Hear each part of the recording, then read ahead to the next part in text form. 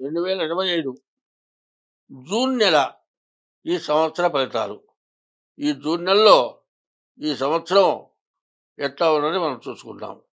కన్యా కన్యా రాశి, ఆరో రాశి కన్యా రాశి ఫలితాలు చెప్పుకుందాం. కన్యా మిథునయోర్ బుధః.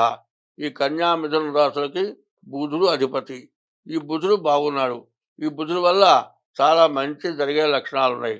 కానీ ఈ రాశి వాళ్ళకి సప్తమంలో శని ఉన్నాడు. ఈ సప్తమంలో శని కళత్రకారకుడు.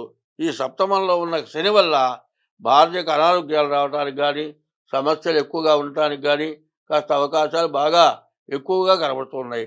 కాబట్టి ఈ రాశి వాళ్ళు మరి కన్యా మిథునయోర్ బుధః. ఈ బుధుడు వల్ల వ్యాపారస్తులకి వ్యాపారం బాగానే ఉంటుంది. కానీ ఈ వ్యాపారం బాగున్నా కూడా ఏమవుతుందంటే సమస్యలు మాత్రం వచ్చిన డబ్బులు వచ్చినట్లు ఖర్చు అయిపోవటం బాగా ఎక్కువగా ఉంటుంది. సరిగా చెప్పాలి అంటే ఈ సంవత్సరం సంపాదన లేని వాళ్ళకేమో బాగా ఇబ్బందిగా ఉంటుంది.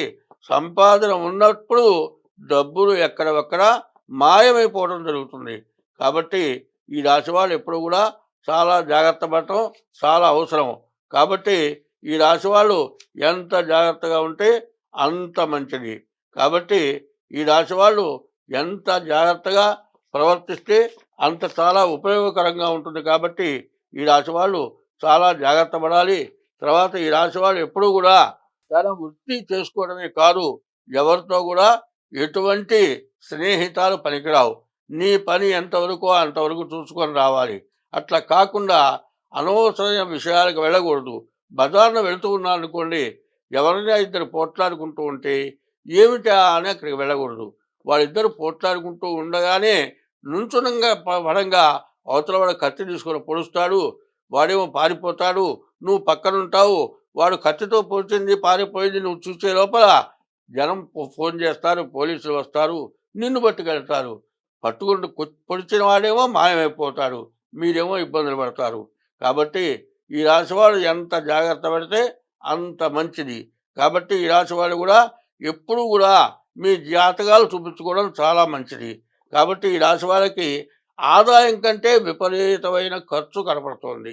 తర్వాత మిత్రత్వం కంటే శత్రుత్వం బాగా ఎక్కువగా కనపడుతోంది.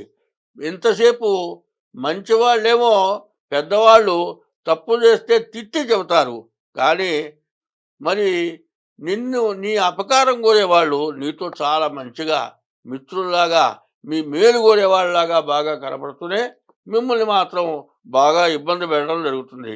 కాబట్టి ఈ రాశి వాళ్ళు ఎంత జాగ్రత్త పడితే అంత మంచిది. కాబట్టి ఈ రాశి వాళ్ళు ఎప్పుడూ కూడా ఎంత వ్యాపారం చేసినా ఎంత డబ్బులు వచ్చినా పర్వాలేదు నాకేమిలే అని అహంకారపడకూడదు. ఈ సంవత్సరం ఎవరైనా సరే ఇట్లా ఉండటం చాలా మంచిది. కాబట్టి ఈ రాశి వాళ్ళు ఎప్పుడు కూడా దైవ దర్శనం చేసుకోండి, మీ జాతకం చూపించుకోండి. ఇప్పుడు ఏమిటయా అంటే ప్రత్యేకించి చెప్పాలి అంటే ఇక్కడ వస్తున్న సమస్యలు బాగా ఎక్కువగా ఉన్నాయి.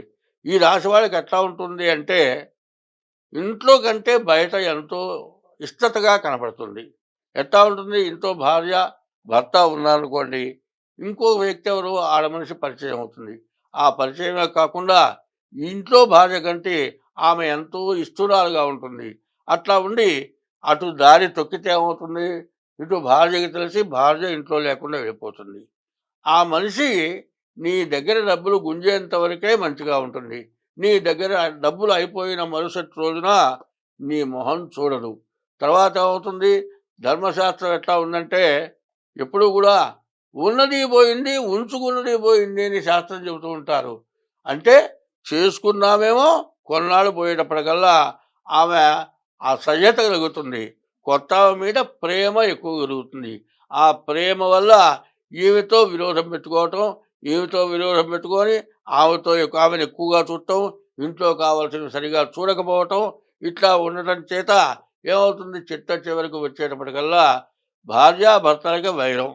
భార్య వెళ్ళిపోతుంది, మరి కోర్టుకు ఎక్కాల్సి వస్తుంది. ఆమె దగ్గర నుంచి విడాకులు రావు.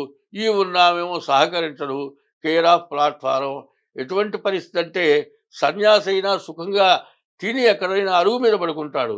ఇట్లా కాదు, ఇటు పెళ్ళాం పోదు వెళ్ళిపోతుంది, పిల్లలతో సమస్య, తల్లిదండ్రులు చుట్టాలి సమస్య, ఆదాయం మొత్తం అయిపోయింది, అప్పులు అయిపోయినాయి, తర్వాత భ్రష్టత్వం బట్టి చాలా బాధపడడం జరుగుతుంది. కాబట్టి ఈ రాశి వాళ్ళు ముందుగా మీ జాతకం చూపించుకోవడమే కాక ఎటువంటి ప్రలోభాలకి లోబడకుండా ఉండటం చాలా మంచిది.